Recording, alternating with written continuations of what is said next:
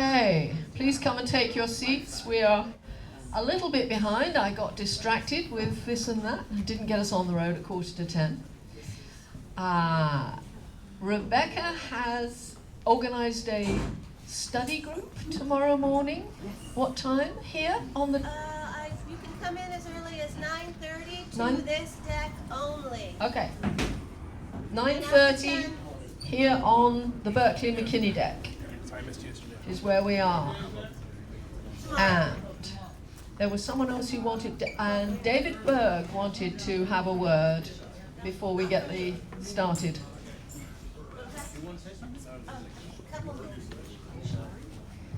Good morning. Good morning. Good morning. Real quick, I want everybody to send a real big hug over to my sister back there. We lost a longtime volunteer and my other daddy, Gordon Sheldon, last week, and that's why Karen's my sister, because nobody knows it secretly.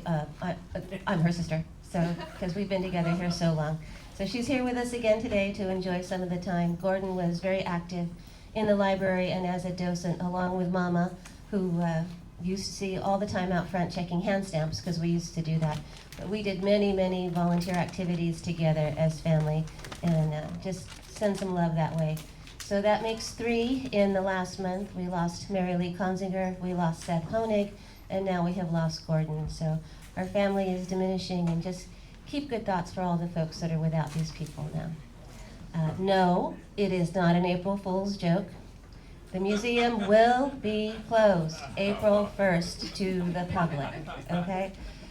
You do not want to know how many emails I got, because that message went out to 300 people, okay? Okay. This will not affect the trainee exam that morning. Like any other time, there may be people moving through which is the day before. They're going to be rolling through, putting stuff up on different ships. I don't know which. I'm not that important. I don't know now if it's a filming or a big corporate party. I don't care. The museum is closed. Please don't come down, walk up and go, "You didn't tell me it was closed." Okay, don't do that. And I very carefully put 1-day closure, because the last time it said closed, I lost my job for 1 year and 2 months. So let's not do that. Yes, there's a study session tomorrow for anyone who would like to participate. I saw some seasoned docents are signed up for the same times. So come on over, answer some questions. The rest of you, bounce your questions off. If you don't know the answer, it's most likely that the person next to you does, or can show you where it is in your book. Stay up here until the museum officially opens at 10. Lights are off, things are moving around that we try to do before the public enters. You're safer here, and the watch doesn't have to wonder where you are and if you're okay. Check in when you get here. Come on up, get comfortable. No, I'm not making coffee. Bring your own, and then it's a real good thing, and I've seen you doing it. Take your talking points, take your books, go walk around the ships, read it, touch it, read it again, touch it again, say it out loud. That's how you're going to remember what's in there. That's what makes it happen. Now, we had a really, really good tour group last Friday at 2 o'clock. You know how I hate tours on Fridays at 2 o'clock. So Mike Kay and Simon Friedman came on in, did this tour. I hear the people had a fabulous time, and that tour was a very beneficial little bump to our income. So there are several more coming down the pipes. Unfortunately, I do have to arrange them at times like 1 and 2, because these people apparently don't know how to get up in the morning. So they'll be coming out as soon as we get them. We're also going to start scheduling some tours that are free for some groups, like the Veterans Administration, some care facilities that the folks live mostly on Social Security. They can barely afford to rent a van to bring them down. I won't charge them for the tour. We'll do the tour and share what we have. So I think we're good to go there. And I'm going to get out of your way. Okay. Oh, wait, I forgot about Rich. Rich is canceling his Sunday shadow tour. Again, Rich is canceling the Sunday shadow tour. There is a marathon running down our streets. Now, those 2 lanes over there will be okay. They'll make those 2 lanes on the other side, both running against each other to keep airport traffic. But if you've never been down here when there's a marathon going on, it's very hard to get across the street unless you want to be here at 6 a.m. And I'm not doing that either. So we're just gonna drop that one and we'll find some more, don't worry. There are thousands. Yeah. David? It's the one where people run. And then I walk. But, okay, I have two announcements to make. One regarding the shirts and jackets. They are on display back there. The sign-up sheets are there. Please write legibly. If we can't read it, you don't get it. We're still not taking any money. It will be available today and next week only will be your last chance to sign up for that. And then there will be some time before they're delivered, and hopefully sooner rather than later. Okay? Any questions about that? See us in between the talks back there. Chet and I will be back there. Okay, the other thing is that pilot boat is getting desperate for crew. Wednesdays and Sundays, we need crew. That could be one person or two people. If you want to do 1 day a week, that would be excellent. If you are physically fit enough to do the job and you want to talk all day and round up passengers, see me over there by the jackets between the talks. Okay. What 2 days? Wednesday and Sunday. Okay. What do you mean by crew? It's a paid job. A paid job. It's a paid job and you must be able to pass a drug test, including marijuana. Well, there goes half that group. Happy St. Patrick's Day. Alan's in the mood. Right, the green. This is week 9 out of 10. In other words, next week is our last formal presentation, and then you have the final. As all of you should know, Margaret has organized a study session for the final exam. I'm sorry, Rebecca? I thought Margaret did. Okay. They kind of blend together in my head. Okay. For those of you who have not completed your 3 shadow tours, you've got this week and next week, and then we're not doing meetings anymore, so getting volunteers to do shadow tours is going to go away. So if you haven't got your shadow tours in, now's the time to really get it out of the way. And do we have any shadow tours scheduled for this week? Yeah, Jim, I'm gonna do one after they finish their study session, for whoever wants to go. I'm gonna take Ty around and anybody else who wants to go. All right, John's going to take a tour around after the study session. Anyone else? Could we have John raise his hand, please? John, stand up.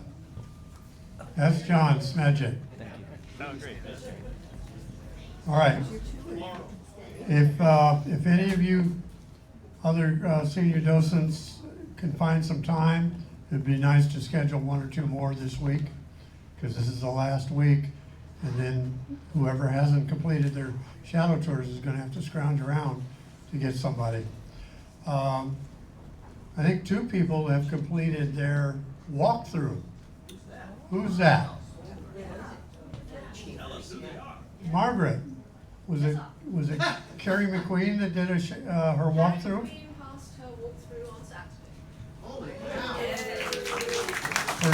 And then I believe there was a second one somebody told me. No? Rick is Thursday. Rick Thursday, okay. So, time to get all that done. We're right at the crunch time. I told you at the beginning, don't put it off. 10 weeks go by fast. Now we're there. Next week is the last week. Okay? Any questions, any announcements? All right. David asked to introduce our speaker today.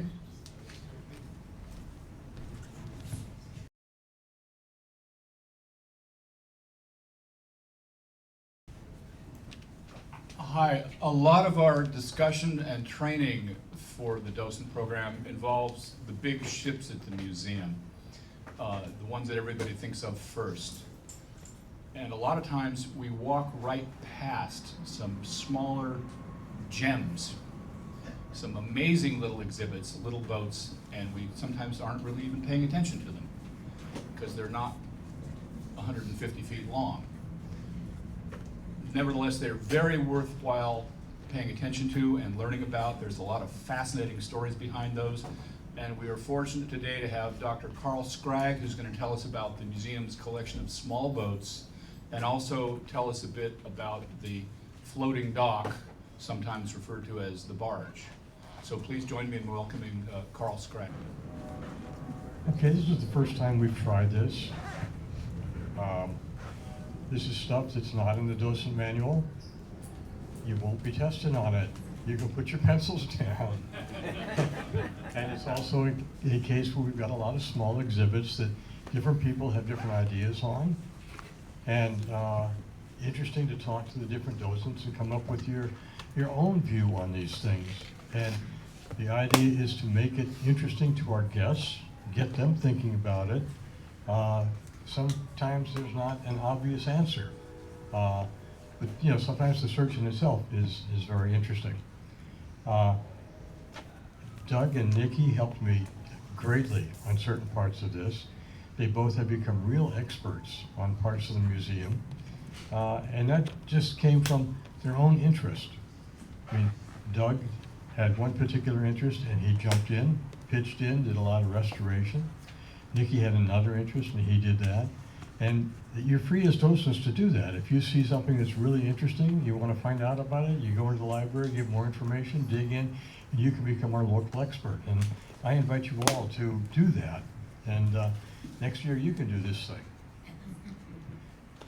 Okay, I'm taking this as a virtual tour. Okay, imagine we just met out on the Embarcadero where we're looking at the Berkeley. We're about to come on board for this tour. Okay?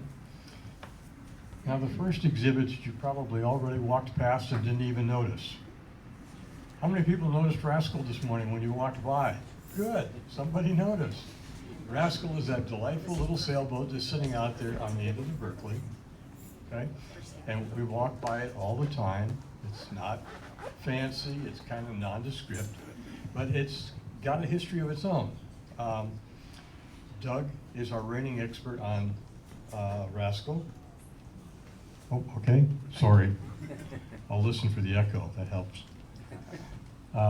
Doug sails starlets, and he did the restoration on Rascal, and he really is our reigning expert. If you have any questions on this thing, hit him up. He's just a wealth of information. But let's talk a little bit about what is a starlet. It's a class of sailboat designed in the late 1920s, and it was really born out of a desire to make a junior sailing program.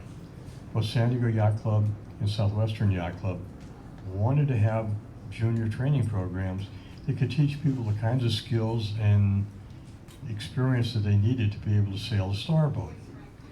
Now the starboat is, in the minds of many people, kind of the elite of two-boat fleet racing. But it's not an easy boat to handle, and it's really, really difficult for juniors to handle. So somebody wanted to can we make a small star that the kids could sail and could learn and get their skills? That was the birth of the starlet. The first attempt to make one was not too successful. There was a guy who just followed that technique of, we'll just make every single dimension 2/3 of what the full-sized one is. And scaling things down like that never quite works. You have certain things that are a problem, like, for example, let's just reduce the freeboard by 2/3. Well, somebody forgot to reduce the ocean waves by 2/3. So now you've got a really wet boat. So anyway, that was not a very well-received effort. And then along came George Kettenberg, local boat builder, designer, self-taught, intuitive sort of guy. He said, well, let me work on this. Let me see if I can figure out what the problems are and make it. He spent a few days, did some redesign, turned it into a wonderful little boat that people loved. And he immediately started selling these things like crazy because both the junior program at San Diego Yacht Club and the one at Southwestern Yacht Club wanted as many of these boats as they could get for their training programs. Okay? And he was selling them at a very attractive price. He got the price under $250, including sales. So these things were really popular. He turned out like 40 of them. I don't know of those 40 boats, how many of them ever left San Diego because they were snapped up by local training programs. okay? So if you go to the East Coast, there's probably nobody who ever heard of a starlet there.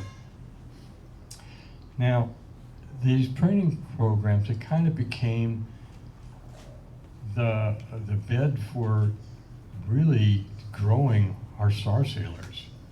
And San Diego, I think I can say this without too much of an argument, probably has more renowned star sailors than any other city in the country, maybe in the world. And almost all of those great star sailors went through the training program sailing starlets. So it was a very, very successful training program.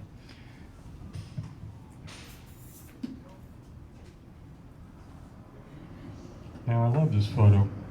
This comes out of San Diego Historical Society. This is exactly what a starlet's about. We've got this young lad. He's got his starlet on a hoist, and that's pretty sure that photo was taken at San Diego Yacht Club. So, you know, he's ready to go sailing, go racing, doing exactly what a starlet's supposed to be doing. Get you out there on the water, get you time, experience, and learning. Same glasses. Now, we can't really understand the starlet if we don't understand the star. So I'll just be really bold and I will say it is like the elite sailboat race. Your two-man keel boats, it's the top of the mountain. The Star was built in designed in 1910. It's a 23-foot boat for two-man. It has, as you can see in the photo, an exceptionally large mainsail. The luff on the mainsail is considerably longer than the boat. The boat's 23 and that luff is 30 feet. Not an easy boat to sail. And the typical crew weight for a competitive star crew is around 250 pounds. You put some juniors in that thing for a junior sailing program, they're going to spend the whole day capsizing and riding their boat. They're never going to learn anything. Okay, it's just too much boat for a couple of 110-pound kids. It was the Olympic class boat from 1932 until 2012. And in minds of many people, winning the Star Worlds is like way better than winning a gold medal. It is like right up there. And San Diego probably has more star champions than anywhere. I can't even imagine how many we actually have, but it's a remarkable number. I will make one comment because I'm going to be talking a little bit about George Kettenberg, who's, you know, local builder, designer, very intuitive, probably just, you know, native genius. He built one star boat as far as we know. And he took it out, and he wasn't that avid a sailor. And he was being beaten, which was no big surprise, because Joe Jessup was kind of the king of the star fleet at that time. But Jessup was having a harder time beating him than he expected to.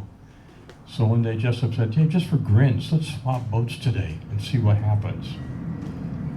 And Jessup took over that star boat that Kettenberg had designed and went, "Wow, I want one. I want one of these. This thing is great." Well, near as we know, that was the only star that Kettenberg ever built, and it was because he got involved in building a lot of starlets, taking his program, and he got involved in another big program that we're going to be talking about later. I've always wondered if he built more stars, you know, would he be the king? Yeah. Was that Joe Jessup who was the Docent here? Same Joe Jessup? Probably. I mean, Joe Jessup was, you know, early 20th century. He's been active with the museum. He's been active with the yacht club. You know, very renowned San Diego sailor as well as jeweler. Yes. Jessup was the director, wasn't he? Here. Yeah. Yeah. Okay, now we're taking on our tour.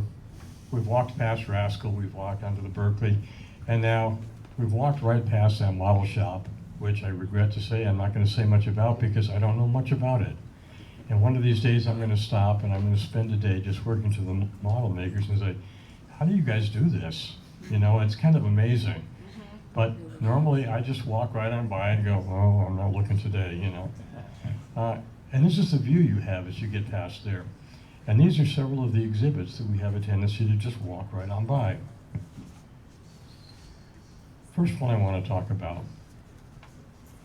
Really cute little launch here, Nino del Mar.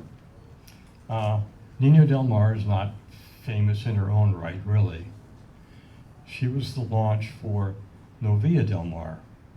Novia Del Mar was an 89-foot catch, active ocean racer. She sailed a half a dozen Transpacs. I know she sailed 4 Tahiti races, probably did every Mexican race 3 or 4 times.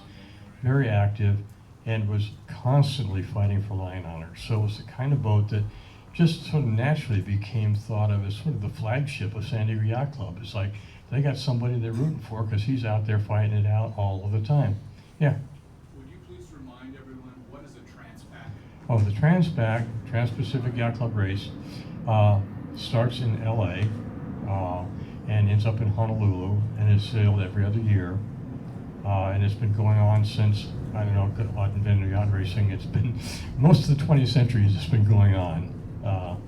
Fabulous, fabulous race. One more question. Yeah, I'm sorry, I'm a nurse. I don't know anything No about problem. sailing. When you say something is a launch, what does that mean? okay, that is like, you are our guest. You have come on board to greet us. We're gonna meet you at the dock in our nice little launch, pick you up, Okay. whisk you out there, and treat you with the style that you're accustomed to. Okay, thank you. Okay? I would like a lunch. Yeah, everybody would. But now, Novia Del Mar was owned by the Scripps family and actively raced, seriously raced.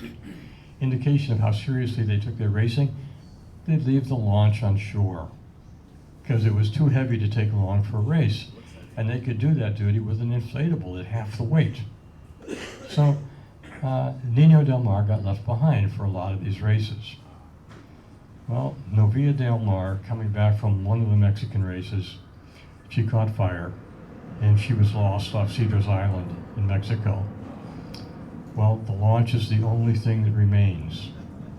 And so that's why we have her. She's kind of like the surviving piece of a very famous ocean racing boat here in San Diego. Was Novia a wooden boat? Excuse me? Was she a wooden boat? Yes. The big boat? Yes.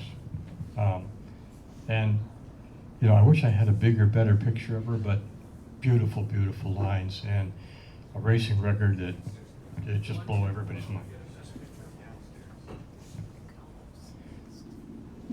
Now, the next thing that you notice, but you got to look up, and I know a whole lot of people here who have never seen this. They've walked under this exhibit 100 times and never noticed it.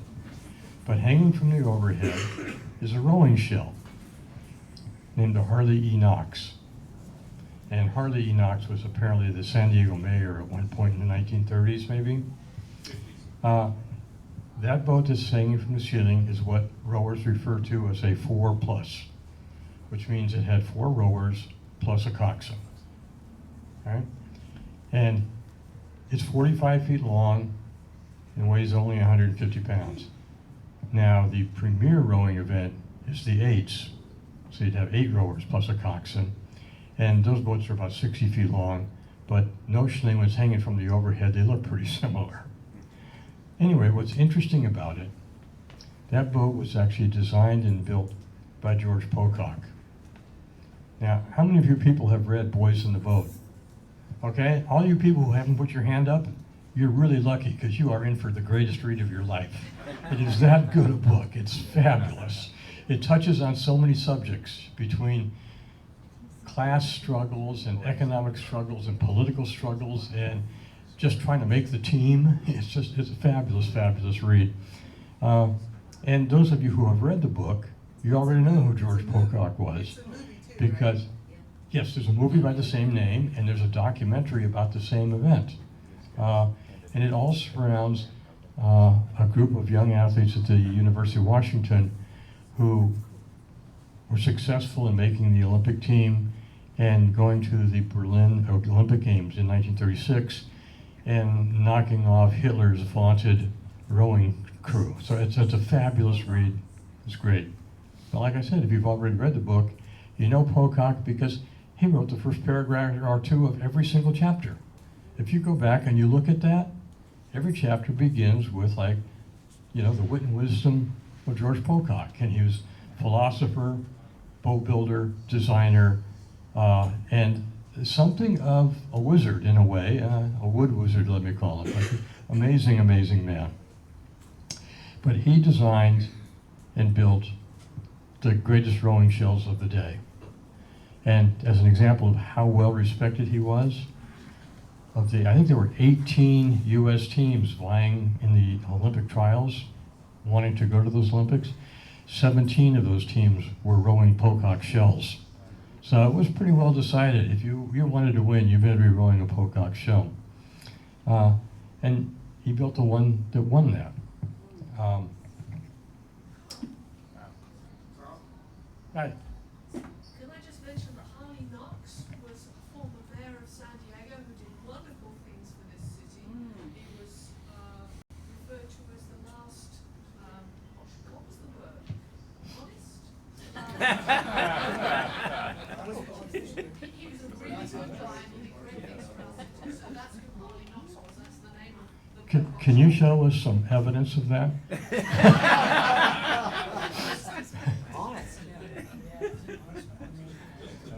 So George Pocock, he learned his trade in England. His father had a small yard that was making rowing shells over there.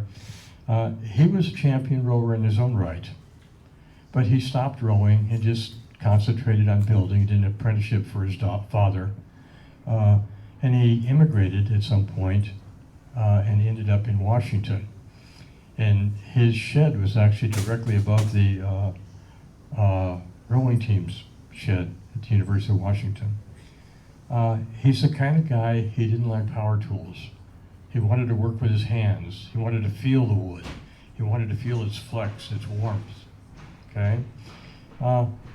So he always worked with hand tools. And this is a part that just amazes me. He kind of pioneered the use of Western red cedar. And he went for old growth, really tight grained wood. And he would find this by stomping around to the lumber yards in the Pacific Northwest looking for, logs that had this really tight grain that he wanted. From these things, he was able to cut planks. And a plank for him was 60 feet long, 2 feet wide, and only 5/16 of an inch thick. Now, I didn't even know how you pick up something like that without breaking it. Okay, but that's what he used to build his boats. He made these planks. And we have in this picture, you can see he has a strong back in his shed. He's built a frame over the strong back, so he's got all his ribs there ready to receive the plank. The plank would then be laid over those ribs, and it would be steamed in place. And does everybody know about steaming wood? No. You apply steam to it, and you can do it in a number of different ways, but the important thing is that the wood becomes immersed in hot steam. Okay, it becomes more and more flexible as you do this. Okay, you'd be amazed how flexible. I mean, really big pieces of wood become pretty limber. But he would steam it in place until those long planks adopted the shape of the frames that he had already put down. Once it had bent to that shape, he would tack the plank in place, and he'd repeat on the other side. Now, if you look at a pocock shell and take a look at the one that's downstairs, you realize that boat's made with 2 planks. One on the port side and one on the starboard side. The only seam runs right down the center line of the boat. Look around, you're not going to see too many boats that are built like that. Okay? He was a fanatic guy. They said that he averaged about 4 gallons of varnish for every boat. And it was varnish, rub it, sanded, varnish, rub it, sanded, until it was just reached the finish that he wanted. An idea of how much perfectionist he was, the deck was always made of silk. He would stretch silk over the deck, and he would varnish the silk. And once the varnish dried, it was now watertight and weighed almost nothing. He also loved other kinds of wood besides Western cedar. In his boats, he tended to favor spruce for the oars, but he used a variety of different woods for the oars, the seats, the outriggers, and it was all this sort of hands-on wisdom that he had as to which wood was going to flex just the right amount in each part of the boat. So he was, pretty amazing builder. And I'll tell you my one personal story that gives you how much respect I've got for this guy. In the 1990s, I got involved with a project where one of America's rowing shell manufacturers wanted to see, could we use computer fluid dynamics to make a better rowing shell? Could we take all this computer wisdom that we'd acquired over the years and build a better shell? So we were attempting to do this for our Olympic team in the 1990s. And we were trying all kinds of things, all sorts of different things, but the standard for every hull that we had as a candidate, we put it up against a Pocock, a 50-year-old Pocock. If we couldn't beat a 50-year-old Pocock, it wasn't in the running. So that's how good this guy was. Next slide. We've got, you have to turn around now and look up. We've got another one of those exhibits everybody walks by and doesn't even see. Okay? Espirito Santo. This is a replica, a half-scale replica of a whaleboat. We don't know much about where it came from or why it's here, and we've got to do some more work on figuring that out. But I see it as primarily, it's an introduction to talking about whaling in San Diego, because we get questions. People go like, was there ever whaling in San Diego? Were they killing whales in the bay? Out in the ocean? What was it? Well, yes, there was a whaling industry in San Diego. There really was. And any whale that was unfortunate enough to venture into the bay in the mid-18th century or 19th century, he was not in good shape. Anyway, this replica whaleboat it's set up for being rowed by 4 people. It also has a sail, it could be fitted for a sail. And the technique that these guys used would be they would row out beyond the kelp beds. And it was primarily the migrating gray whales. And the gray whales migrate down the coast every year. You see them in the winter time, they all come by. And they're going down to the lagoons down in Mexico for mating and calving and so forth. But they come by here. And in the 19th century, they came by in huge numbers. I mean, the numbers I've heard are so great, I have trouble believing them. I mean, one guy claimed he counted 1,000 spouts in one day. I mean, I hope there's some hyperbole there, but anyway, there were a lot of them. There was what they call a whaling station established on Ballast Point. There were 2 actual tri-works that were built out on Ballast Point. The first one was built by Portuguese-American twin brothers who established this. And then they were joined by another group, so we had a second set of tri-works on Ballast Point. And they would row out, sail out, harpoon a whale, drag it back in, and boil it down right there. Is that a question back there? You're waving. Explain tri-works. I'm sorry. And I should understand where it came from, unless somebody will tell me. Tri-works, these huge cauldrons, okay? That the blubber is boiled in these big cauldrons, and the cauldrons are called tripods, okay? And then the stove or furnace itself, which is usually made of brick, is where they built the fire that the cauldron sat on, and that's called the tri-works. Does anybody know the origin of those terms? You tried it till it worked. You did. 17th, 18th, 19th century whalers extracted the oil from whale's blubber by cutting huge chunks of blubber off the animal, cutting it into small pieces to increase the surface area. Exactly, Bible leaves, book leaves, and Bible leaves. Cutting it into small pieces to increase the surface area, putting it in an enormous pot of boiling water, and the oil would separate out from the blubber, and the oil could then be skimmed off and put into barrels. Okay. And that process of doing that is called trying out the oil. Oh, okay. And Makes sense. For those who have ever seen a cartoon in which cannibals are preparing a missionary for a banquet by putting him in an enormous iron pot, that enormous iron pot is a tripod. It's a cauldron about so wide, Yeah. enormous enormous big thing. That's actually a whaler's tripod. Gotcha. Although my understanding is the cannibals didn't really go in for boiling to make stews, they went in more for roasting. Okay.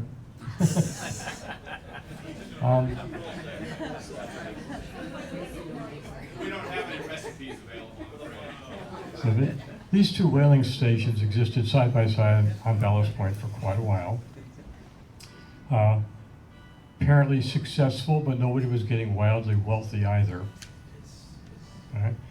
And finally, in like 1870, the Navy closed it down and said, hey, we want all the Ballast Point back. Kicked them out. There's also a Chinese fishing camp there, and they got kicked out too.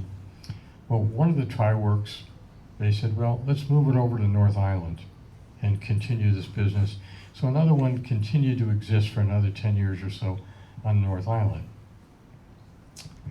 Now, if you're lucky enough to get onto the base at Naval Base Point Loma, you can see where the tri-works used to be. They've got this nice area that's enclosed. There was an archaeological dig there. They've excavated it. And all of those stones are the remains of the foundation for the tri-works. And they have this nice plaque, which is announcing it as a historical monument of some sort.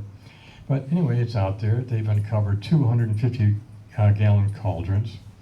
And so there's very good solid evidence of where they were and so forth. The photo here on the lower right, this is from 1883, so we know it had to be North Island rather than Ballast Point.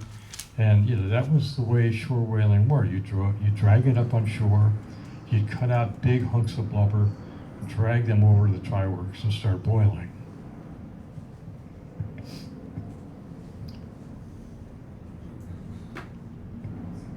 Now I love this picture. This is actually from Captain Scammon. Anybody know that name? Captain Scammon was a very famous whaler. He actually discovered these lagoons down in Mexico where the whales went for mating, calving, spend their winters. And he was the first one who figured out how to get a whaling ship into the lagoon. And so he got into the lagoon that's now known as Scammon's Lagoon. And he was filling his ship up with whale oil in a hurry. It was very happy hunting ground because suddenly you were in shallow water and the whale didn't have much chance to get away from you. But interestingly, he became something of a marine naturalist in his later years and wrote some very nice works on marine mammals. And this is a sketch from Scammon explaining how this small boat whaling worked. And you didn't need the big whaling ship, you just had your small boat, oars, sails. They had a harpoon gun in the bow. They would shoot the whale, and then when they got close enough to it, they had I think they called it a bomb lance. But it's basically a big spear with an explosive on the end of it. And they would jab it into the whale, and if it exploded close enough to a vital organ, then the whale would quickly die and your struggle would be over, except you'd have to somehow get it to shore before it would sink, because if it would sink, you've just lost your prize. When he first got into the lagoon, he was filling up his ship so fast that he was like returning to San Diego, offloading all of these barrels of whale oil, shipping them off to San Francisco, and returning to the lagoon to give me another load. He was doing amazing amount of fishing there. But other captains were able to follow him, and in about 10 years, it pretty much decimated the whale population in the lagoon. People, of course, discovered there are other lagoons. The whales didn't go to just that one, but they'd done a lot of damage. He said 75% of his catch were gray whales, and there were also some humpbacks. Nowhere nearly as valuable as the whale oil from sperm whales, but you could make a decent living at it. Now, a lot of people today object to calling it Scammon's Lagoon. It seems somehow incongruous to name a lagoon after a guy who did so much damage. And it's now known, anybody help me with the Spanish, Lago Ojo de Liepre? Thank you. But it is now a UNESCO World Heritage Site. Mexican government has protected it. I think they've done a really fine job of it from what I've seen. You can't even put your boat in the water, in the lagoon, unless your skipper has gone through the training and the licensing by the Mexican government so that he can operate without endangering the whales. So it's very, very protected, and the whales are coming back. And it's now sort of an ecotourism area. And you know, if you haven't been down there, I mean, this is a bucket list thing to do if you like whales. I mean, the whales that are down there, they know they're safe. They've been safe for a long time. The young ones in particular seem to regard your boat as like something fun to push around. And the skipper, of course, will just shut the engine off as soon as any whale gets close. And, you know, they just play with you. They're just like, you're a curiosity to them as they are to you, yeah. I've been there 4 times and you can actually touch the baleen. You're eyeball to eyeball with a whale. Oh yeah, well you can see this woman here right here, she is reaching out. She's reaching out to pet the whales, and that's normal. I mean, it's like, it's a wonderful thing to do. The Mexican government recently put a regulation in place. You are no longer allowed to touch the whale. Okay, that's probably a good reason. I mean, you know, keep the humans from touching them. Okay, but I highly recommend it. As you know, you want to go down there, great thing to do. Fly down now too. They have airlines that fly you to San Ignacio, not Scammon, to San Ignacio. Okay, it's about 300 miles south of the border, so you know, you can drive it, you can take buses, you know, you can fly, but it's well worth a trip. Now, moving on to our little tour. Now we go through the double doors as we're heading towards the west end of the Berkeley. And people walk through these double doors and sort of like hustle on by. There's a bunch of little exhibits and glass cages and so forth. But what I wanted to point out is this huge, dirty curtain that's on your left-hand side as you walk through there. And most people don't think too much of it. Our guests are probably going, oh yuck, it's probably hiding something. But that is actually the old topsail from the Californian, and I invite people to grab it, to touch it, to see how heavy that cloth is. And not only do you get a feeling for its size, because it's down now at eyeball level, when it's up on the mast, it doesn't look all that big. But grab a piece of it, and you start to realize, well, what our crew's got to do when we tell them, you go up there, roll it up in a nice tight bundle and tie it to the yard. Yeah, it's not easy. That thing's heavy. Carl? Yeah. Whatever you do, don't pull it too hard. When we hung it up there, it's just not safe one. Okay, well, this sounds like a problem for one of our non-experts. Okay, as we move a little further to the west. Question, the 2 hull shapes I'm over sorry? the sail? The 2 hull shapes over the sail? Oh, those are experimental test models. I don't know exactly. Tuna boats? Excuse me. Go away. I actually, in former life, I used to work at an experimental test basin, and both naval ships and commercial ships will tow models to see what their performance might be in an experimental basin. Those 2 models that are hanging up there, those are both models from test basins. Now, usually when we test them, they aren't painted all that pretty. You just get the shape right, you get them smooth, and it's a working piece. But yeah, there's a lot of those things around, and they're worth showing to people. It's like some of the models are big. I've seen them over 30 feet. No idea what they are. I have no idea what those 2 are. No. They look like Those are seiner. early tuna seiners, yeah. That's probably, you're a docent now. You get to investigate that, and you can tell us about that next year. Yeah. There you go. Oh, God. I just don't know when to keep my mouth I'll shut. put him down for giving a lecture next year. Okay, well, what date is open? Okay, as we look out the west windows here, okay, there's a couple of really cute little rowing sailing dinghies that are just sitting there being cute. And, you know, for most people, like, oh, that's nice. Okay, but there's actually a really nice lesson there if you take the time to look at them and to talk about them a little bit. The one on the upper left here is sort of a conventional method of construction in today's world, where you frame a boat and then you attach planks over the frame. And there's a whole lot of planks, and they're attached to a pretty rigid frame, and that's what's known as carvel belt. Okay?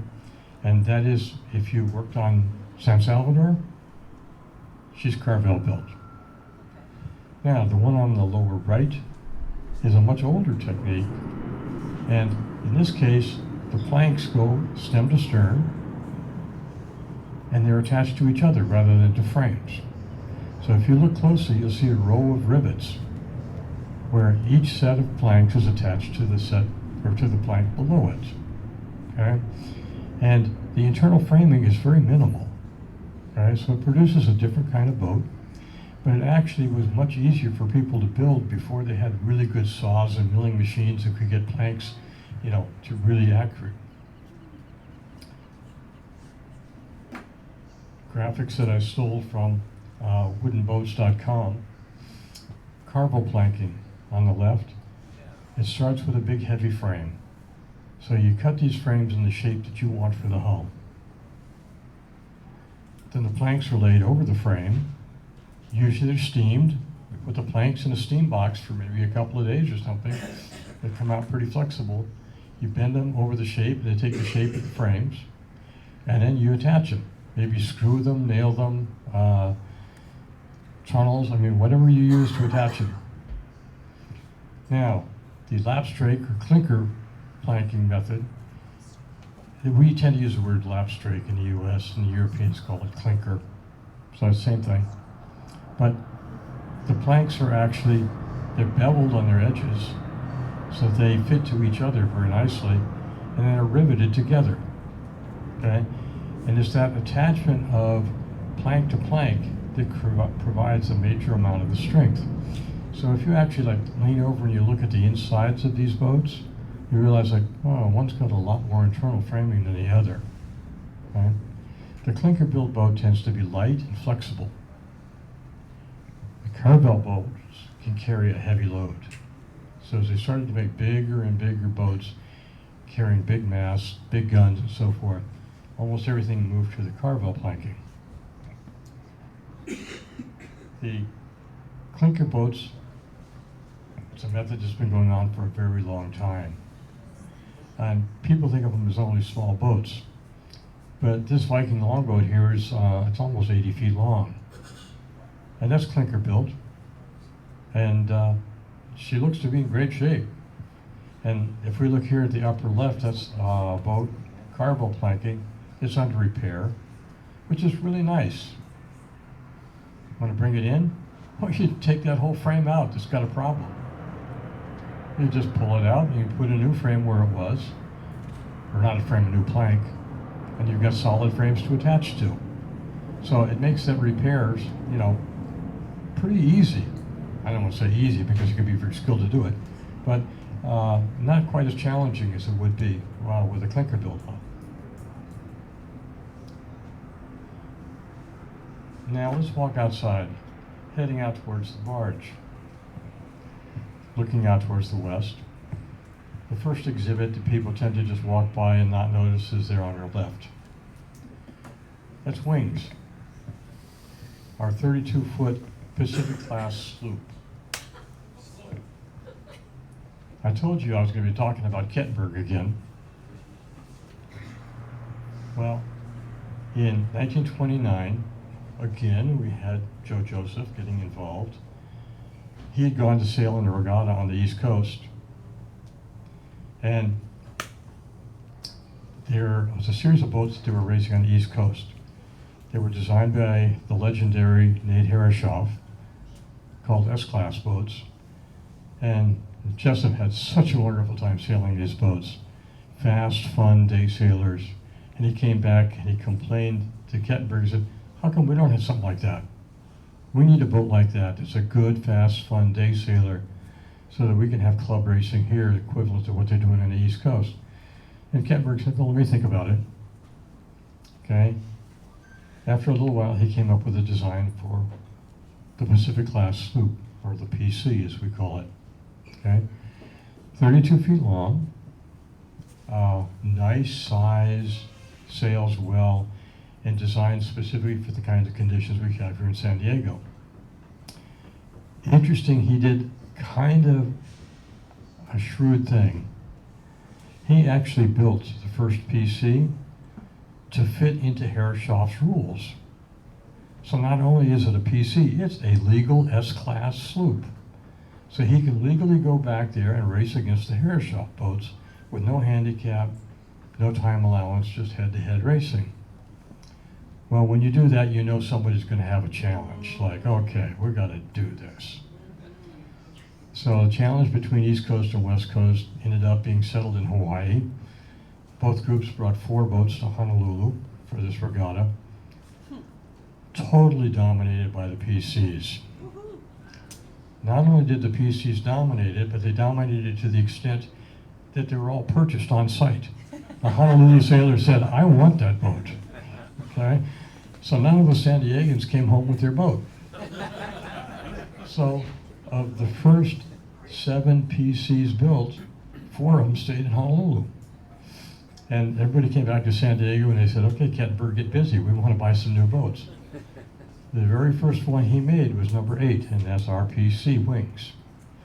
Okay, so it was the first one that he would build after he got back here. It's believed to be the oldest surviving PC.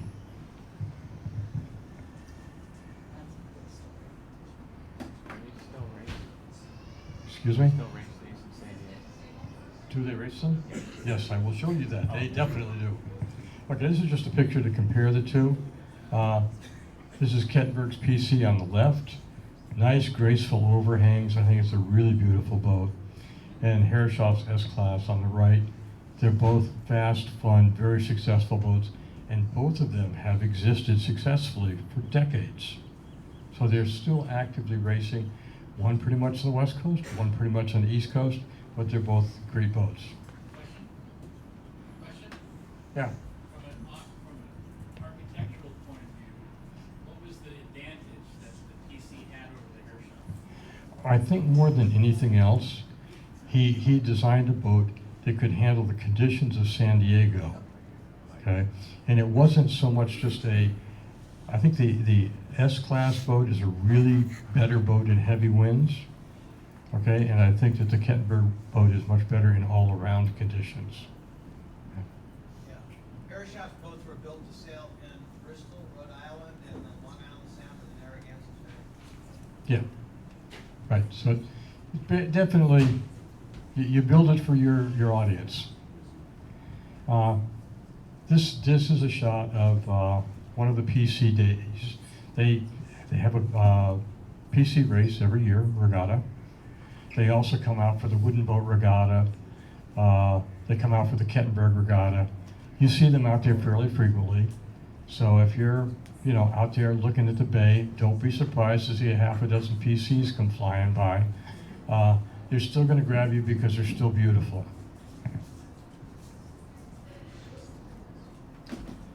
Now as we march a little further on, we've got a couple of these Monterey Clipper fishing boats. And I'm going to be talking about them in kind of a different way, because it struck me what I was looking at after a while. It took me a while before I realized this. But anyway, these Monterey Clipper fishing boats, hundreds of them were built. They were built up in the Bay Area, Monterey, San Francisco, Sacramento River, and there were like 8 or 10 different boatyards building these things. They were all similar, but they were all a little different. And they were initially built as sailing fishing boats, not as powered fishing boats. But I'll get into that a little bit. Now these 2 boats were owned by 2 guys, lifelong friends. They'd grown up in Little Italy, okay? And the story has it that they went out and they were doing longline fishing, which is a traditional Sicilian method of fishing. You have a long line that may be hundreds of feet long. And attached to that line, a whole bunch of leaders. The leaders might be a fathom, not too long. And the end of each leader is a hook that has to be baited by hand. So you've got this big, kind of big messy mess of hooks and bait and long line all bundled up in these tubs that they keep them in. Well, they were out fishing and their lines got crossed, they got hopelessly tangled, and they were trying to sort it out as to whose fishes was whose and what was going on, and they finally said, look, let's just go back to the dock. We're going to sell them all off. We'll just split the money, shake hands, and that'll be great. And it became a lasting friendship, and the two guys sailed together continuously for like the next 50 years. And it's a lifelong friendship, and the museum has decided to keep their boats together as kind of a tribute to that life of friendship that they spent together. Now, it says on the sign out there, without much explanation, that these Monterey fishing boats are based on a felucca. Did it work? There we go. It worked. A felucca is a type of boat, Eastern Mediterranean, and a lot of people associate it with the Nile River boats. Right? Double-ended boat. Traditionally a large lateen sail, and were really good fishing boats for those areas, relatively calm water. Okay? And that's what a traditional felucca looks like. Well, if we look at the San Francisco Monterey fishing boat fleets in 1900, before they started putting engines in these things, that's what the fishing boats look like. Now the resemblance to the felucca becomes a little bit more clear. And the one on the left, that's actually taken off La Playa here, so that was, a San Diego felucca. Okay? So all of this was before they started putting engines in these things. And it was just nice double-ended hull form. And they would change the rigs. Everybody changes their rigs. That's kind of like a sailor's right, isn't it? Then engines started to come along, and people started to go like, maybe that's a better way to fish it. Around 1910, they started putting engines in these things. And that's what the fleet looked like then. It's like, oh, someone just called the masts off the feluccas. But the hull's basically the same. And they started putting in these engines that were made by a company called Hicks. They were two-cycle, single-engine engines. For some reason, these guys did not like mufflers. And these things would turn over very slowly. They became known as potato engines, because the sound you'd hear across the water was potato, potato, potato. And you'd hear that all night long. They didn't shut those things off. But the hull retained the traditional felucca shape. Then as the engines got better, more powerful, they started to achieve better forward speed. They got a lot of deck wetness forward. They had waves coming over the bow, and they said, we better do something about this. That's when the Monterey Clipper bows started coming in. They altered the bow shape, gave a lot of flare forward. That big Clipper bow helped them keep it dry. Okay? But we've got a place where it sort of survived.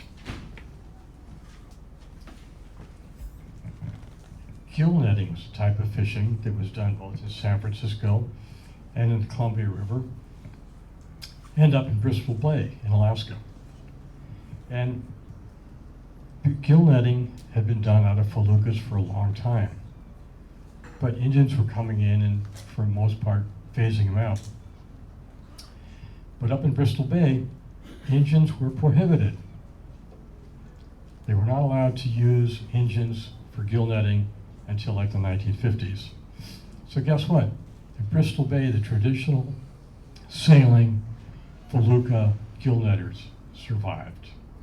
Okay? You could do gill netting by sail or oars only. So the Bristol Bay boats were similar to the feluccas. They changed the rig a little bit. And consortiums like Alaska Packers bought up hundreds of these things. They were good fishing boats. So what the Alaska Packers were using up in Bristol Bay, very, very similar to our Monterey Clippers without an engine. Okay? They did change the rig, and most of them were using what they call spritzels. I'll show you that. You end up with, you have your mast and your boom, and then you've got a third spar between the two that's holding up the diagonal of the sail.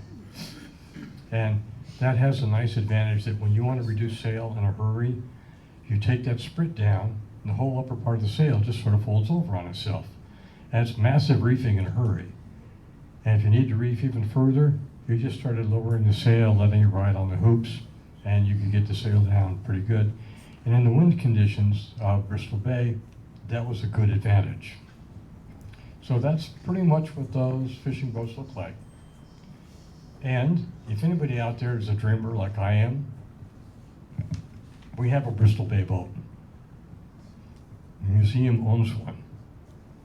I would love to see it on exhibit here. I don't know how we're going to do it. I don't know where we find the space, where we find the money. But it would be just such a natural way to complete the whole discussion of Star of India, Alaska packers, salmon fishing. Well, in searching around for good pictures of the Bristol Bay boats, I came upon this one. Anybody recognize that bark? Yep, that's Star of India, 1906, sitting there in Bristol Bay. And she'd go up there, spend the summer pretty much riding at anchor.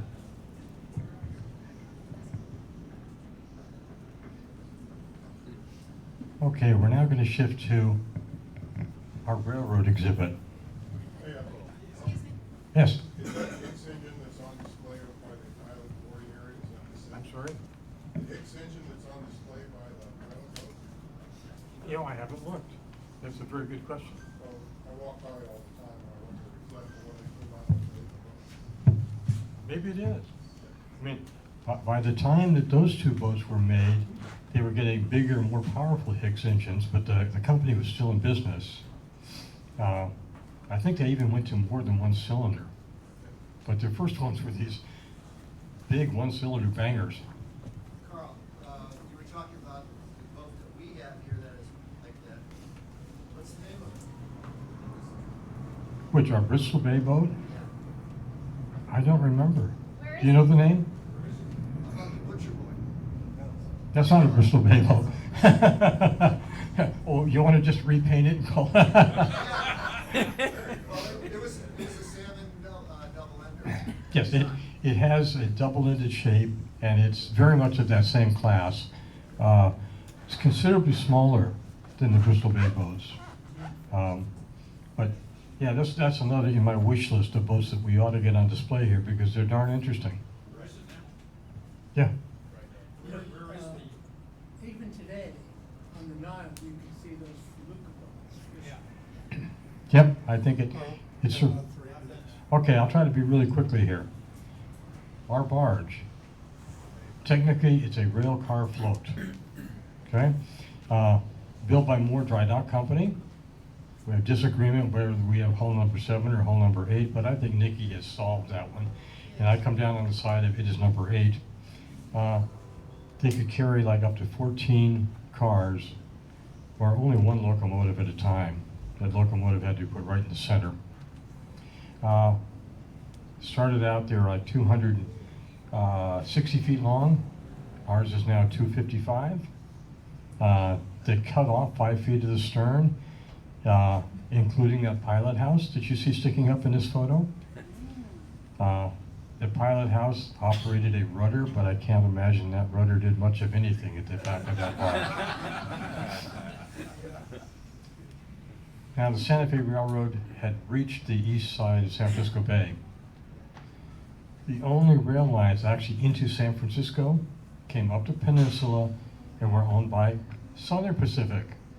Do you think Southern Pacific was willing to let Santa Fe use their lines? Nah. Okay, so the only way to get their cars across the bay was by this barging technique. And it was a 24-hour day operation, usually went well, but sometimes there was like oopsies that occurred because you're out there, you're in real water where sometimes there's wind and waves. Now this is all for grins and you can repeat this or not. Among the docents, we talk about it, but maybe with our guests not so much. But our railcar float got new ownership around year 2000. It was the Playas de Rosarita Marina Resort. Renamed her the Island. Put in that concrete deck. That's when the concrete deck came in, so you can now walk on the deck rather than tripping over railroad rails. Their plan was to build a cantina inside the barge. That plan was never completed, but they did a lot of the internal framing, and you go down there and you can see the framing of that cantina. They didn't pay the yard bill, it got confiscated and got donated to the museum. Now here's a gem that Nikki dug up.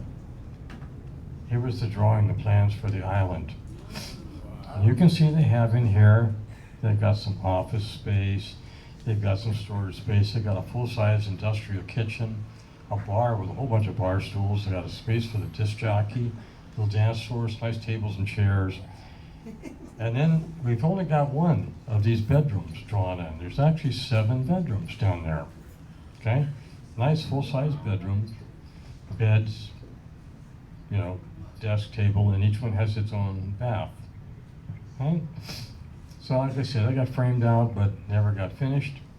But our gunners have repurposed one of the bedrooms, or at least the bathrooms in one of the bedrooms, and it's now the black powder room. So don't tell me our gunners don't have a sense of humor. But anyway, what they were going to do with that barge, I'll leave that to your imagination. There's been rumors going around for years that there was a disco ball there. I spent 2 hours hunting for it, couldn't find it, so may it exist, I don't know. But that's it. I invite you all to find the thing that you're curious about here. Dig into it.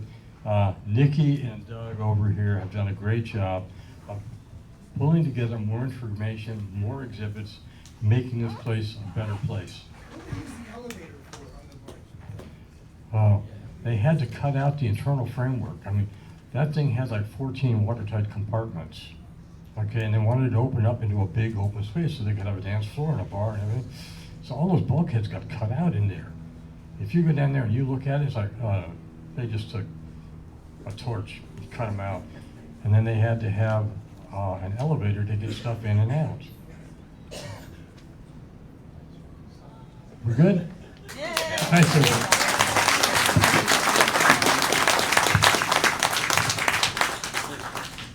Thank you. So this is a new presentation. We haven't done this before.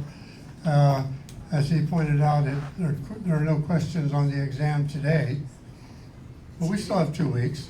All right? Maybe not. Anyway, I think this is a great addition to the training schedule, and we'll keep this in from now on. We got about 5 minutes. We can take a break, and then Bob will begin his presentation.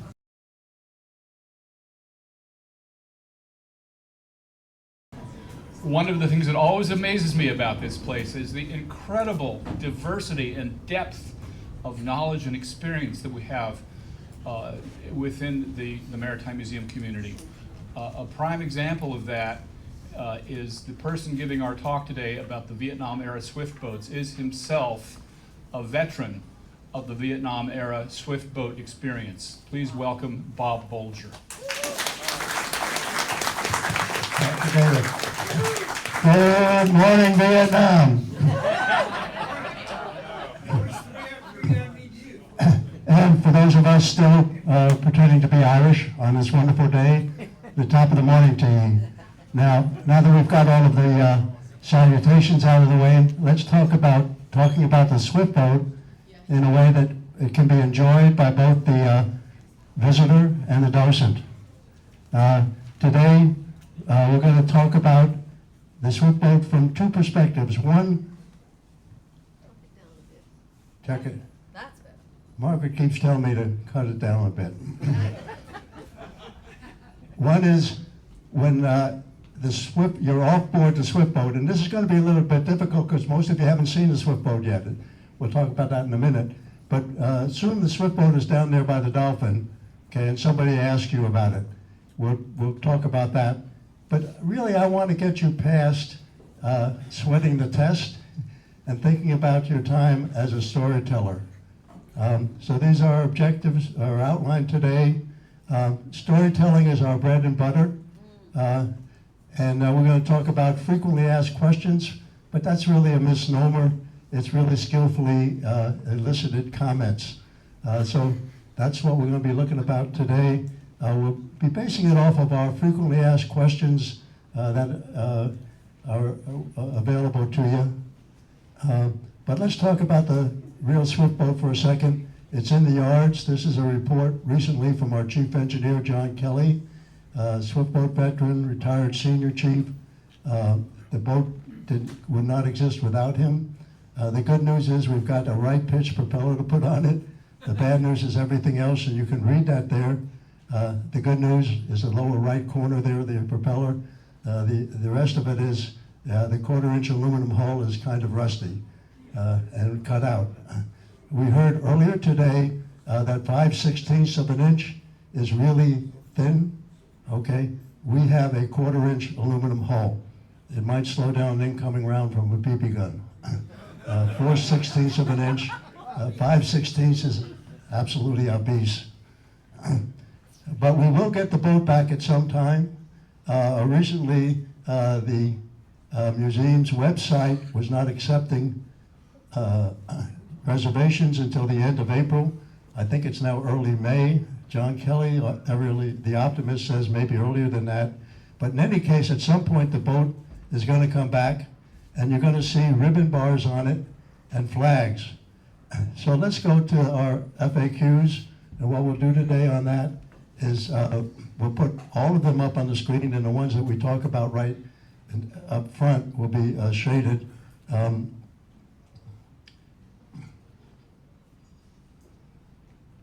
First one is, what are the flags? Okay, from right to left, the U.S. flag, the Malta flag, the prisoner of war missing in action flag, in honor of the 6 Swifties, 4 U.S., 2 Maltese, who are missing in action. And occasionally we'll fly the Burgee for the American Legion Yacht Club up at Newport Beach, which has been our friends since we made our 2016 trip up the coast there. And then there's the ribbon bar. That's all the military gobbledygook that will explain the ribbons. If you try and use those words, you can hear the eyeballs click, all right? What I would say instead is, look at the ribbon bar. The higher up you go, the more important. The further to the left, to the sailors, closest to the sailor's heart, the more important. The one you're looking at, upper left-hand corner, combat action ribbon, very much like the combat infantry badge for the U.S. infantry. It's not enough to be in combat in the sense of hunkering down while people are lobbing mortars at you. You've got to do something action-wise in response. The next 3 have to do with our awards for valor. Yeah, there's the Medal of Honor, skip that. After that, Navy Cross for Navy and Marines, Silver Star, Bronze Star. And the 3 that you see there are unit awards, in other words, to groups of ships, of boats, where the valor, if operated by an individual, would get you a Navy Cross, a Silver Star, and a Bronze Star. And that's all you need to say. Okay, Combat Infantry Badge, Silver Star, Combat Infantry Badge, Navy Cross, Silver Star, Bronze Star.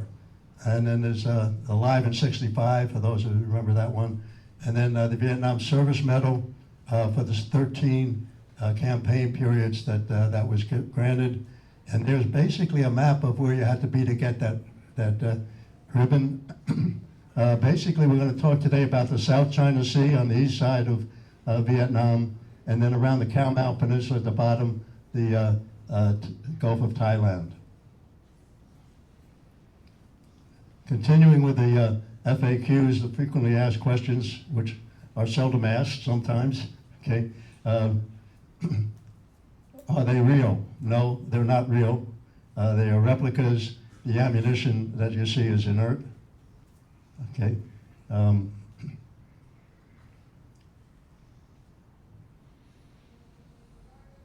And then continue with that. Tell me about the 50 caliber machine guns. Mr. Browning first came up with his machine guns at the end of World War I.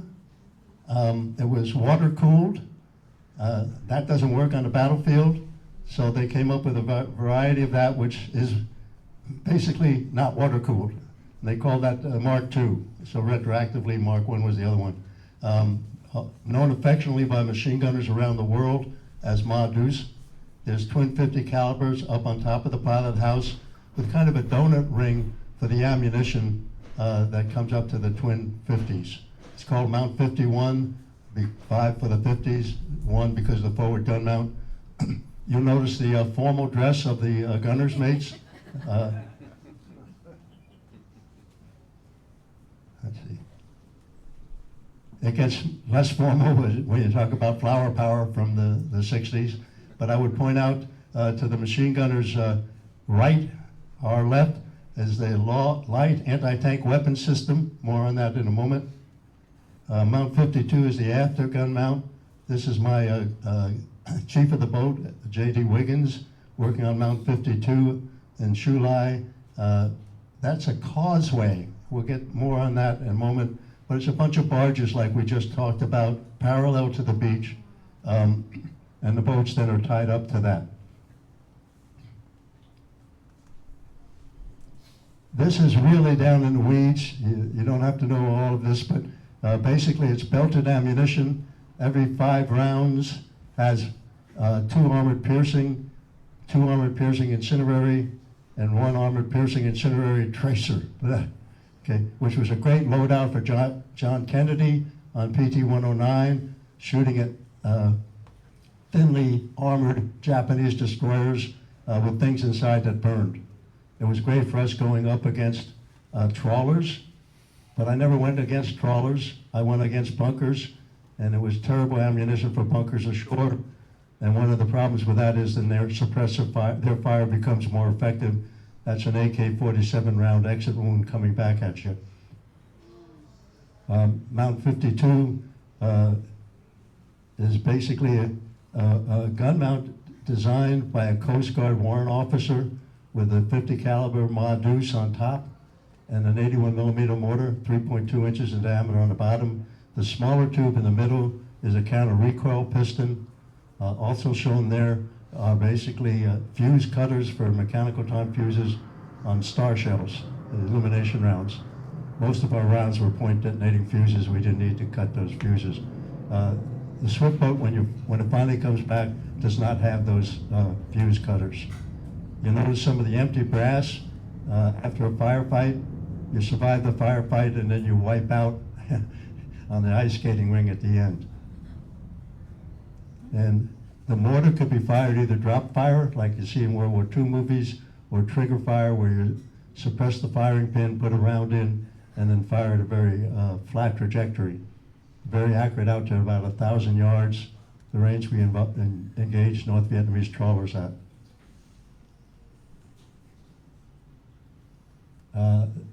It was a two-edged sword to try and use these rounds, most of which came from World War II.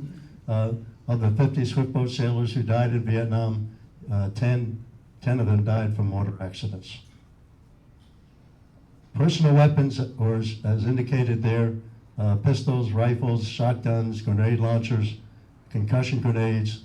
When they sent us up the rivers and canals, they officially added the M60 machine gun to our table of equipment.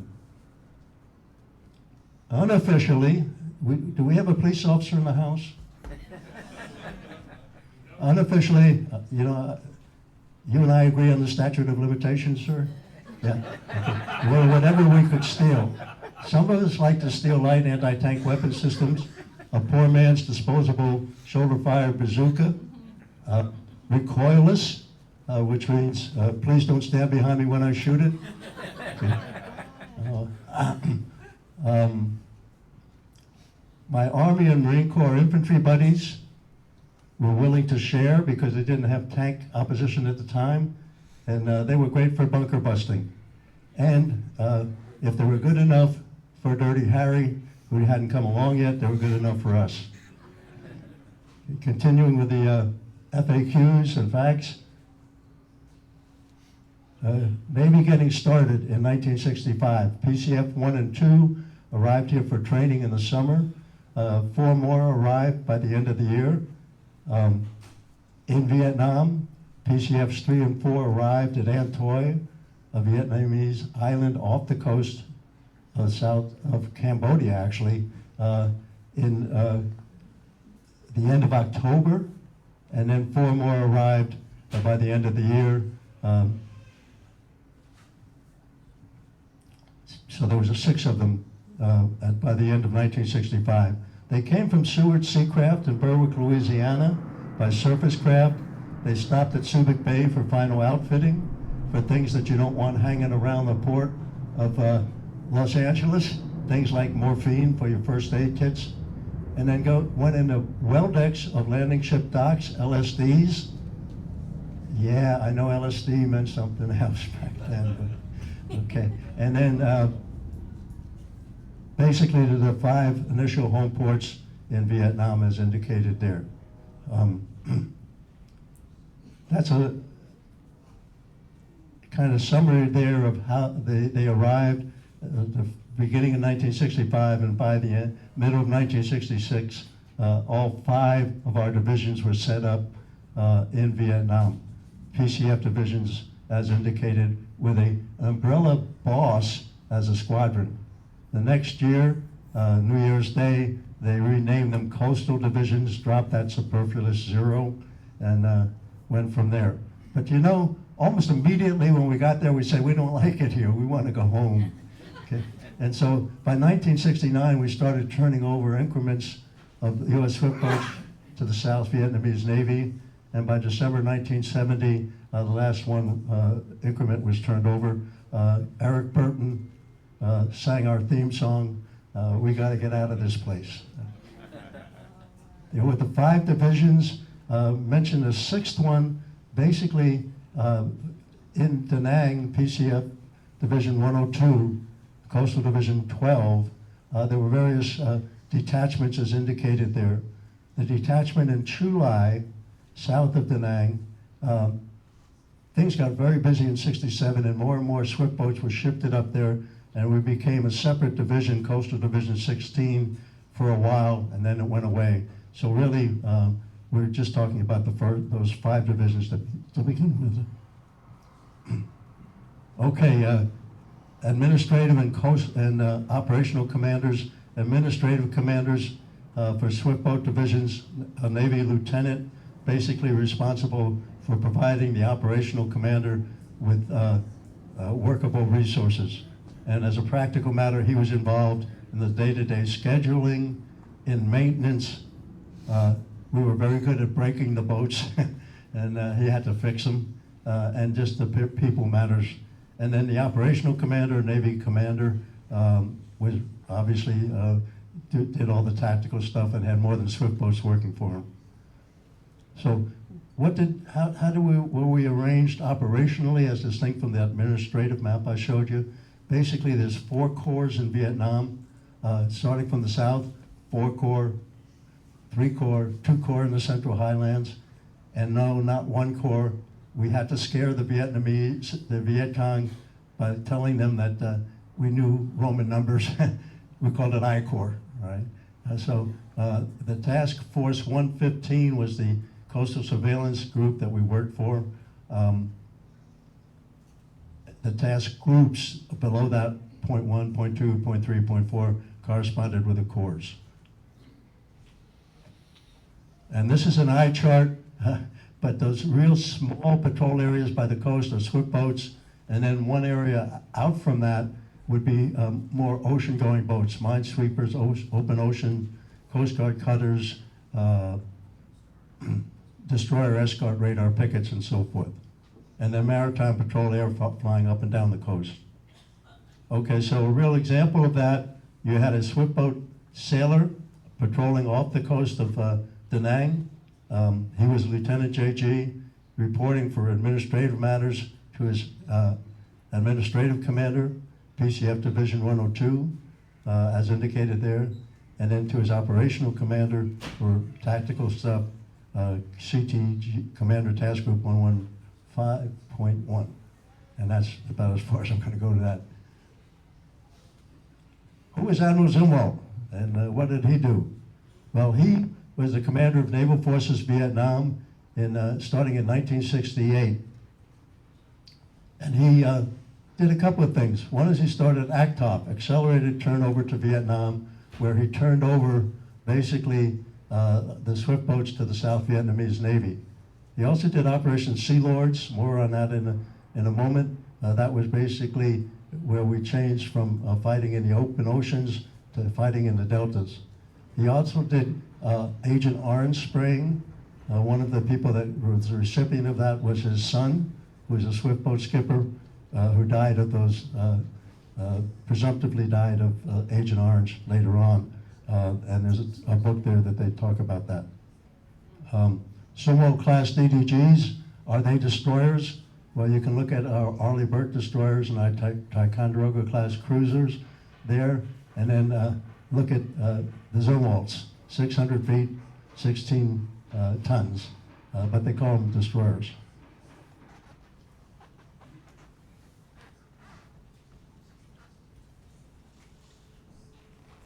Okay. Mark II enhancements. Basically, we did not ride very well in the open ocean. We lost 7 boats in Vietnam, 3 due to weather. And so the Navy tried to upgrade the boats for weather with Mark IIs. Some of the upgrades are there. But when you're talking to a visitor, all you need to tell them is our Mark II swift boat has lots of trip hazards. Be careful where you step. The Mark Vs, this is a picture of 5 of them, are just super Mark IIIs. This was a picture, by the way, of all part of the swift boats that were turned over in the final turnover 1 December 1970. Here's kind of a tally sheet of the Mark IIs and the Mark IIIs, and I won't go through the details other than to say the Mark IIs, like our swift boat, when you finally see it, were a drop in the pan, less than 1%. The Mark IIIs, maybe 1%, and everything else was Mark Is. Now, I didn't know that we were in a Mark I because we didn't call them that until the Mark IIs came along. Kind of like in the Great War, you know. How's World War I going? What? There's going to be a World War II? You know. So most Swifties were on Mark Is. And if you talk to a Swiftie and you say that's a Mark II and they fail open, that's why. Okay, we're leaving Joe Friday now.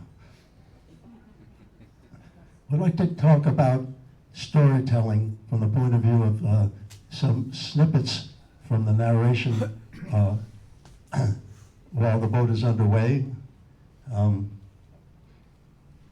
There is, in addition to the FAQs, a narrator script building guide, if you want to just see some of the background to that. But this talks about our track.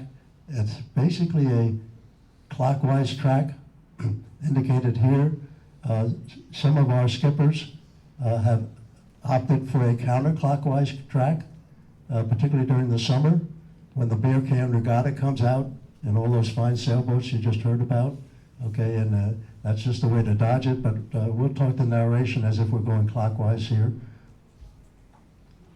And so let's get on the road. One long blast, ship's underway. Welcome aboard. Thanks for visiting the Maritime Museum today. And thanks for riding with us on PCF 816. The swift boat we're riding today is a National Historic Landmark. You can see the other 3 that are listed there. She first came here to San Diego in 1968, to help train sailors on their way to swift boat service in Vietnam. That training had been going on here since 1965. And break from the narrative for a second. Here are the list of the swift boats that were training boats, and when they came, basically 6 in 1965, then 104 came along, There were 7, and notice that there's 7 here at the dock. That's in Glorietta Bay. The Coronado Yacht Club on the other side. The Coronado Bridge not yet built. Can you see PCF 8 there? That's one of the training boats. We'll talk about that a little bit later on. And that's before 813 and 816, the 2 Mark IIs showed up. That training had been going on here since 1965. And if you look around at this beautiful bay and picture the harbor, picture the Pacific Ocean out past our bow, you can appreciate what a great place San Diego is to train small boat sailors in large harbor, open ocean operations, what the navies of the world call blue water operations. But by 1969, under the direction of a maverick Commander of Naval Forces Vietnam named Zumwalt, the focus of swiftboat operations in Vietnam had shifted from the blue waters of the South China Sea and the Gulf of Thailand to the muddy brown waters of the rivers and canals of the Delta. And the blue water training here was no longer relevant, so it was shifted up to Vallejo. The brown waters around Vallejo provide a great brown water training environment.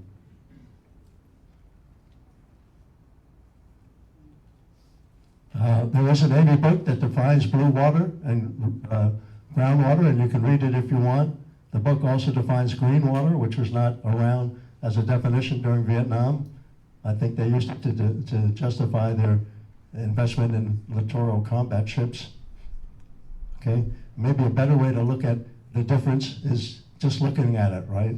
This is satellite pictures of Vietnam. You can kind of see the difference between brown water and blue water. A Supreme Court justice said the exact same thing. I know it when I see it, okay? Now, of course, he was talking about dirty movies and a definition of obscenity, but it, it still works. Blue versus brown water, you can read the slide, but basically, I think 55 to 60% of swiftboat sailors operated in the ocean. And so again, if you get to talk to a Swiftie and you say, well, this was a brown water ship, and he said, what the heck is that? That's where he's coming from. In the brown water, there's PCF 104 training off of Vallejo.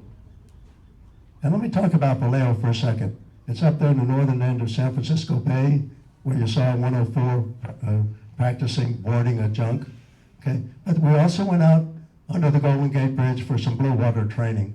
In one of those cases, in December of 1969, PCF 8 was swamped by a rogue wave off Bodega Bay and sunk, and the crew swam to shore and was saved.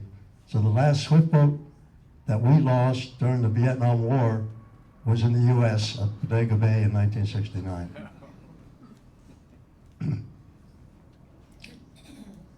Okay, in December 1970, the last swiftboats, like I said, turned over to the South Vietnamese Navy, and then we took 2 of our finest boats, 813 and 816, which were Mark II boats, and donated them to Malta, a little island country off of Sicily that you can see there, a long history of being invaded and captured by other countries.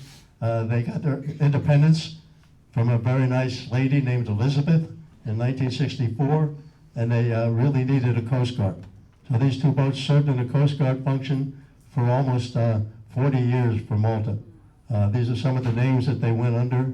I'm not going to go through them in great details. In 1984, PCF 813, the other ship of the 2-ship Coast Guard in Malta, had seized some illegal fireworks, taking them out to the Med to dump, and for some reason they went off, and it looked like it took a U.S. swiftboat in Vietnam after taking a hit from a B-40 rocket. Of the 8 on board, 7 were killed.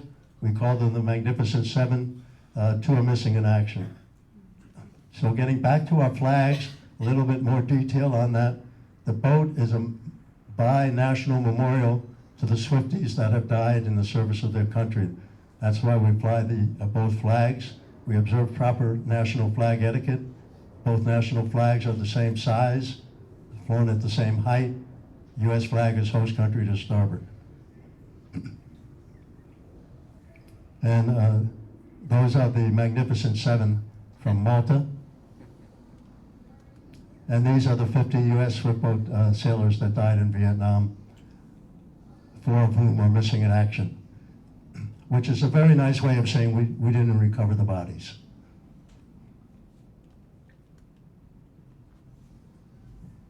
And those are our 6 missing. That's why we're flying them, the prisoner of war missing in action flag.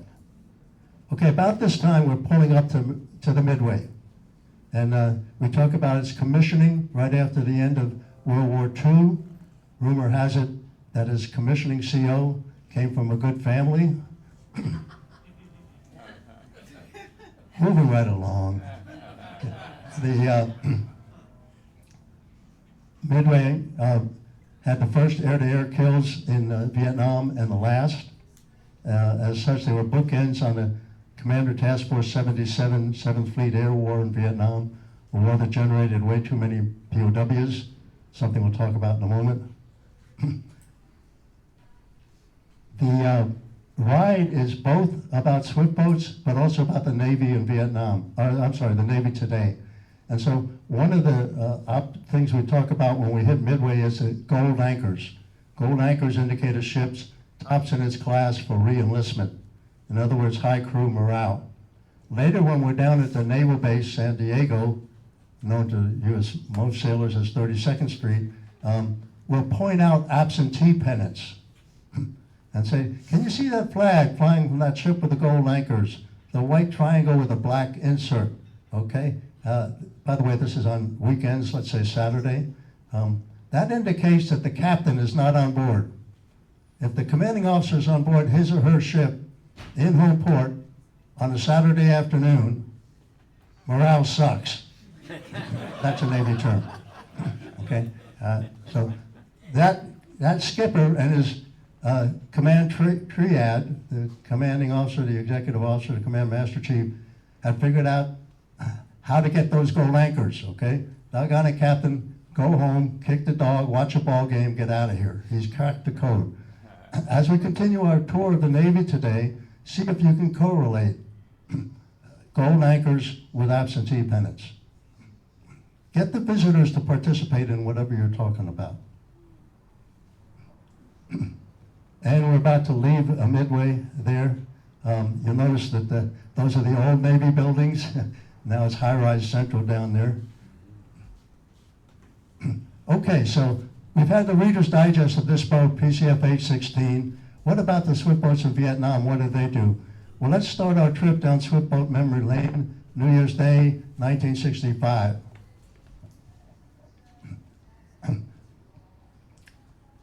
There are no U.S. Ground combat troops in Vietnam. There are, however, lots of communist ground troops in South Vietnam, and those in base camps by the sea are supplied from the sea, or at least that's what the Navy is hypothesizing. Those inland are supplied over the Ho Chi Minh Trail, which is quite labor intensive, as indicated there. But those by this coast are supplied, we think, by fishing boats, trawlers. The concept of operations is very simple. You get yourself a trawler, you fill it up with supplies in the North Vietnam or Red China, hang around in international waters off the coast of South Vietnam where you want to land, and then at the right time, let's say dark of the moon, midnight, make the run across the 12 miles of territorial waters. Your comrades are waiting for you, maybe with a bonfire, probably no s'mores, okay? On a sandy beach, beach the boat, unload the boat, return north, repeat. Very effective logistic concept. Swift boats, Coast Guard cutters, and other forces shut that down in 2.5 years, but we get ahead of the story. There's an indication of kind of the patterns there. In February of 1965, a trawler tries to land at Vung Ro Bay. It is destroyed by South Vietnamese forces, but nobody is patting themselves on the back. If we caught one of these guys in 1,200 miles of coastline, How many have we missed? It did not help that when we recovered the deck log, it indicated that this was the trawler's 23rd trip to South Vietnam. So the U.S. Navy said, we're going to do a blockade of South Vietnam. Oh, there's a Monroe. Now, the lawyers say we can't use that term. Okay, we used it in the Civil War. Okay, but 2.5 years prior to the Vung Ro incident during the Cuban Missile Crisis, when Jack Kennedy blockaded Cuba, he called it a quarantine. How medical.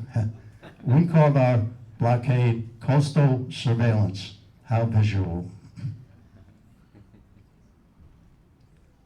Shortly thereafter, the Marines landed in Da Nang. A battalion landed on Red Beach 2 in the morning to an administrative landing. An administrative landing is one that is unopposed, other than by pretty girls with flowers. And then another battalion landed by air in the afternoon, starting a build up to 500,000.